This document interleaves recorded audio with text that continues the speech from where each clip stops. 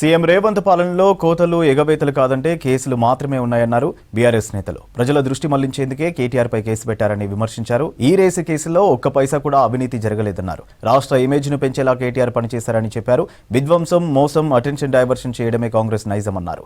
ప్రజల్లో Revanth graph పడిపోతుందన్నారు BRS నేతలు.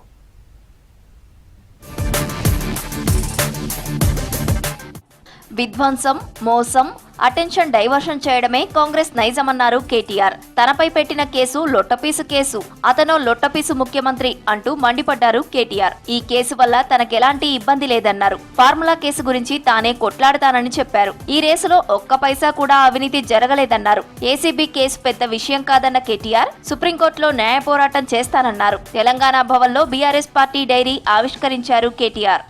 ఇబ్బంది అనేది లేనే లేదు, నేను మళ్ళీ చెప్తున్నా. అదో లొట్టపీస్ కేసు, పీకేదేమీ లేదు. కాబట్టి మీరెవరు ఆ మాట మాట్లాడవచ్చు.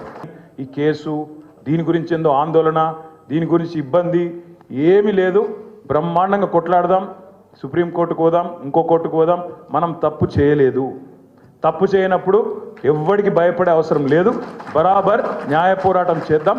హైదరాబాద్ ప్రతిష్ట పెంచడానికి, తెలంగాణ ప్రతిష్ట అంతర్జాతీయంగా ఇనుమడింపజేయడానికి ప్రయత్నం చేసినాం తప్ప ఒక రూపాయో అర పైసనో ఇందులో అవినీతి లేనే లేదు.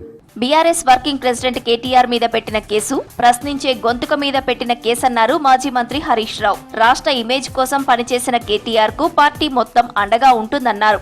రేవంత్ గ్రాఫ్ దిగజారిపోతున్నందుకే ఇలాంటి కేసులు పెట్టి ప్రజలను డైవర్షన్ చేస్తున్నాడని అన్నారు హరీష్. నేను ఇప్పుడు కూడా చెప్తున్నా, కేటీఆర్ గారు కూడా ఒక కార్యకర్తనే. కేటీఆర్ గారు కూడా పార్టీలో ఒక ఉద్యమకారుడే.